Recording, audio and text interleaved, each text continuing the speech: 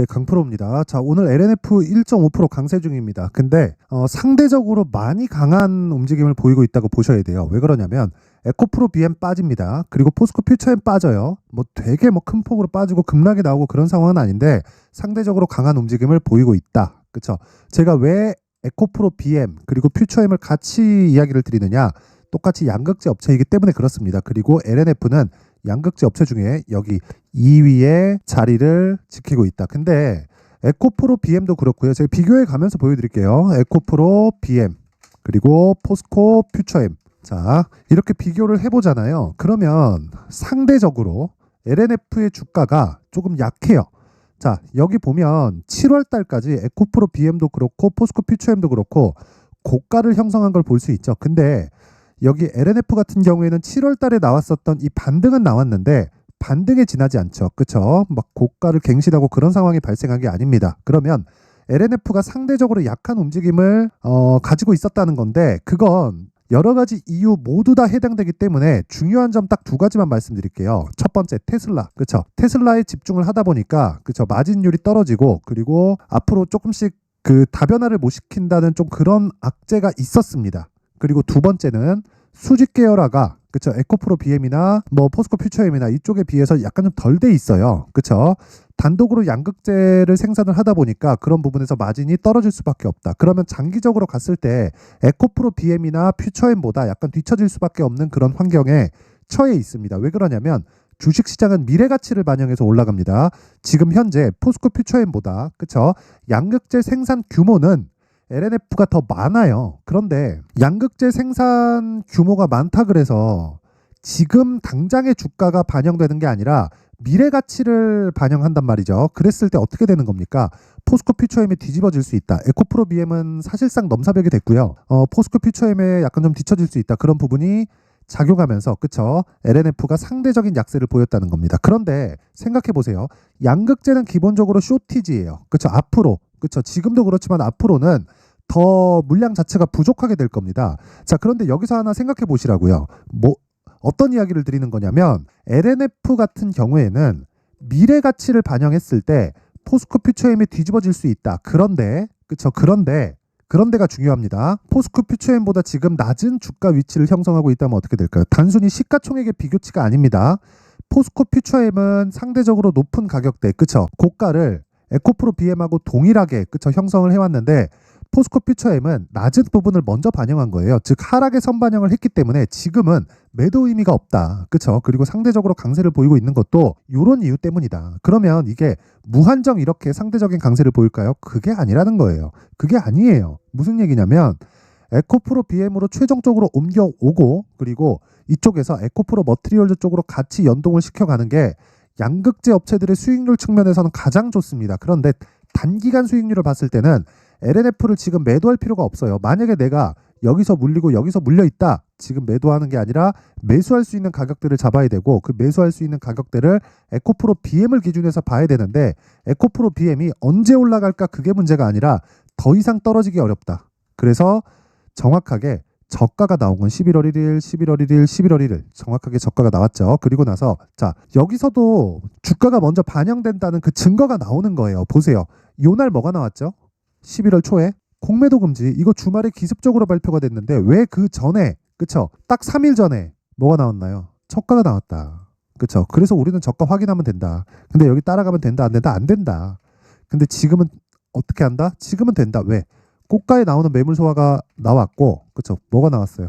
저가가 높아지고 있잖아요. 기술적인 내용이 포함될 때가 있고 포함되지 않을 때가 있는데 지금은 기술적인 내용을 포함시켜서 매매를 해야 된다. 그게 가격 전략이다. 그러면 언제 기술적인 매매를 포함시켜야 될까요? 정배열로 전환 시점 그리고 신고가 전환 시점 그쵸 이때만 적용시켜서 매매하면 되는 겁니다.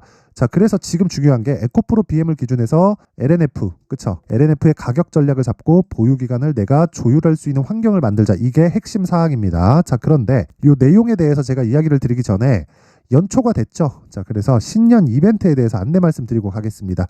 자, 여기는 강프로의 무료 소통방입니다. 지금 현재 500분 정도 함께하고 있고요. 이벤트로 제가 1000분까지 입장 인원을 늘립니다. 특징점 두 가지 무료로 진행한다. 그리고 하나 더 있죠. 신고가 매매만 진행한다. 그쵸? 자, 그러면 제가 지금 2차 전지 관련된 종목들 중에서 가장 긍정적으로 보고 있는, 즉 단기간의 수익을 가장 많이 뽑아낼 수 있는 종목으로 에코프로 머티리얼즈를 보고 있습니다. 왜? 신고가 종목이기 때문에 그렇습니다. 여기 정확하게 보시면 그쵸? 에코프로 머티리얼즈, 자 보세요. 1월 10일 에코프로 머티리얼즈 8시 51분입니다. 시장가로 때려 사라, 그냥 시가책을 시키라는 소리예요. 이게 무슨 얘기가 되겠어요? 그쵸?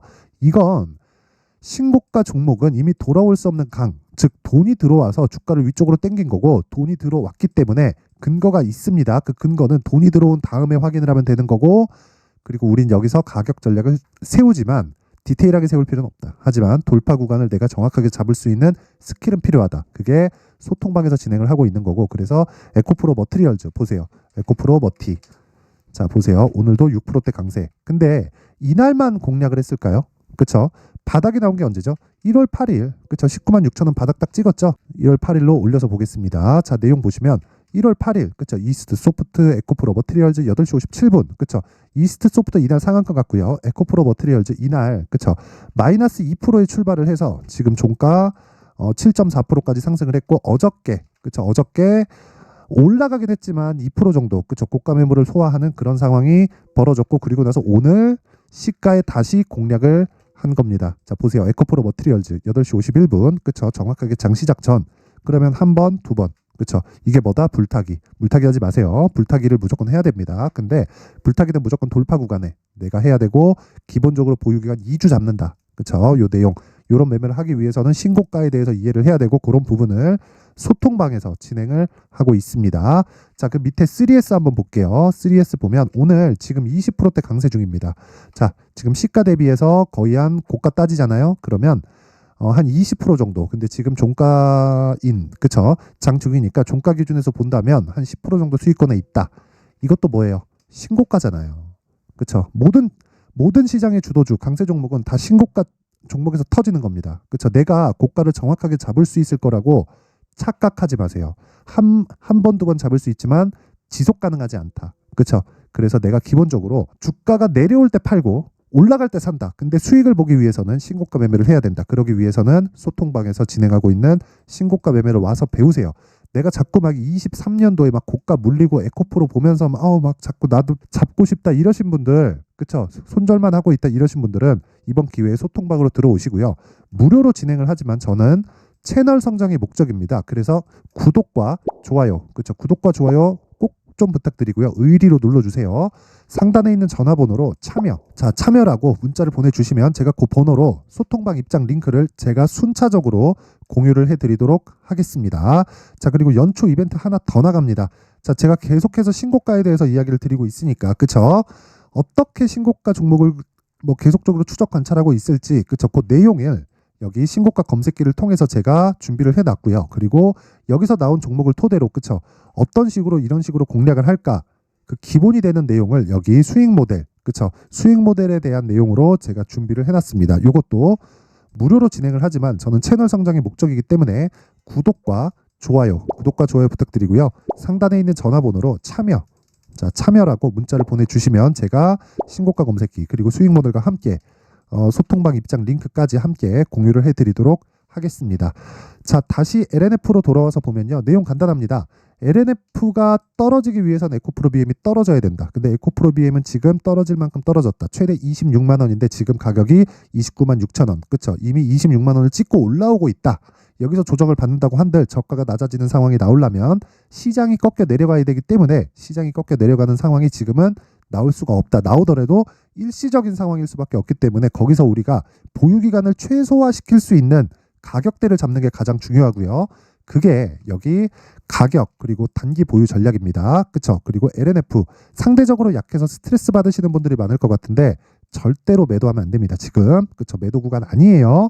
대신에 내가 신규로 공략한다 또는 추가 매수하겠다 하시는 분들은 단기 보유 전략, 즉 보유기간을 반드시 지켜가야 됩니다. 그리고 보유기간은 2주, 그 안에 가격대를 내가 체크를 잘 해야 보유기간을 지킬 수 있겠죠. 자, 그래서 이 내용을 제가 여기 20페이지에 걸쳐서 상세하게 내용 준비를 해왔는데, 영상에서 제가 이야기를 드리면 너무 길어집니다. 한 2시간, 3시간 정도 계속 이야기를 해야 되고 편집 시간도 너무 길어지기 때문에 이렇게 준비를 해온 거고요. 무엇보다 저는 채널 성장이 목적이라서 구독과 좋아요 부탁드리고요.